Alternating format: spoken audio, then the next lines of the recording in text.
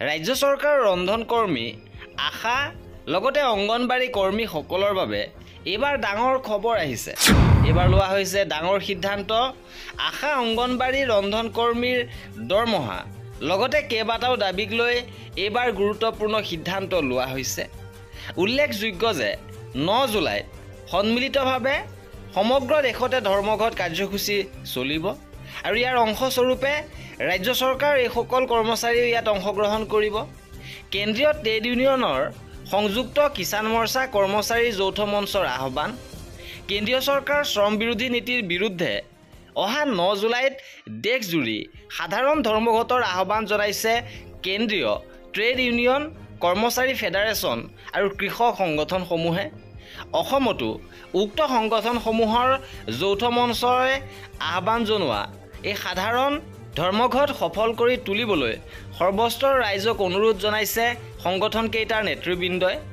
Guwahati press ক্লাবত আয়োজিত এখন সংবাদমেলত এই সন্দৰ্ভত CITUৰ ৰাজ্যিক সম্পাদক তপন শৰ্মাই কয় যে কেন্দ্ৰীয় চৰকাৰৰ কেতবোৰ কৰ্মকাণ্ডই সৰ্বসাধাৰণ ৰাইজক বহু সমস্যাত পেলাইছে। ৰাজহুৱা খণ্ডৰ বহু প্ৰতিষ্ঠান লাভজনক হোৱা সত্ত্বেও কৰ্পৰেটৰ হাতত গতাই দিয়া হৈছে।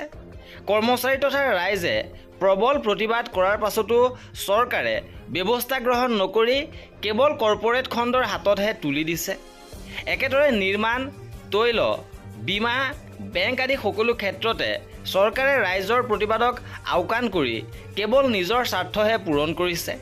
এই পটভূমিত দেশৰ কেন্দ্ৰীয় ট্ৰেড ইউনিয়নসমূহে, কৰ্মচাৰী ফেডাৰেশ্যনসমূহ আৰু কৃষক সংগঠনসমূহে যৌথভাৱে 9 জুলাইত দেশজোৰা সাধাৰণ ধৰ্মঘট পালনৰ আহ্বান জনাইছে আৰু অসমত এই ধৰ্মঘট সফল কৰাৰ বাবে তৈলখণ্ড, বেংক, বীমাকে ধৰি বিত্তীয় খণ্ডসহ সকলো ৰাজহুৱা খণ্ডৰ প্ৰতিষ্ঠান, পৰিবহণ খণ্ড, নিৰ্মাণ খণ্ড, চাহ বাগান, ক্ষুদ্ৰ ব্যৱসায়ী, ব্যক্তিগত খণ্ডৰ কল কাৰখানাবোৰৰ শ্ৰমিক কৰ্মচাৰী ইউনিয়নবোৰে ধৰ্মঘট সফল কৰাৰ ব্যাপক প্ৰস্তুতি চলাইছে।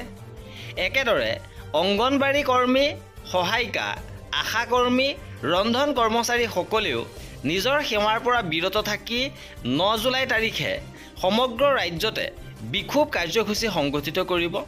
পৰিবহণ শ্ৰমিকসকলে 9 জুলাই ধৰ্মঘটৰ সমৰ্থনত চকা বন্ধৰ আহ্বান জনাইছে। কেন্দ্ৰ আৰু ৰাজ্যত চৰকাৰৰ জনবিৰোধী কৰ্মকাণ্ডক প্ৰতিহত কৰাৰ স্বাৰ্থত তথা সাংবিধানিক অধিকাৰ ৰক্ষাৰ হকে অসমৰ সৰ্বস্তৰৰ গণতান্ত্ৰিক আৰু শক্তিপ্ৰিয় ৰাইজলৈ ধৰ্মঘট সহযোগ কৰিবলৈ কেন্দ্ৰীয় ট্ৰেড ইউনিয়নসমূহে কৰ্মচাৰী ফেডাৰেশ্যনসমূহৰ যৌথ মঞ্চই আহ্বান জনাইছে। গতিকে ৰাজ্যৰ আশা, অংগনবাড়ী আৰু মধ্যাহ্ন ভোজনৰ কৰ্মচাৰীসকলেও এই আন্দোলনত সহযোগ কৰিব। আৰু এয়া আছিল আজিৰ ভিডিঅ'টোত। কৰ্মচাৰী আৰু পেঞ্চনাৰৰ সকলো খবৰ পাই থাকিবৰ বাবে আমাৰ চেনেলটো ছাবস্ক্ৰাইব কৰি ৰাখিব। ভিডিঅ'টো শেষৰলৈকে চোৱাৰ বাবে বহুত ধন্যবাদ।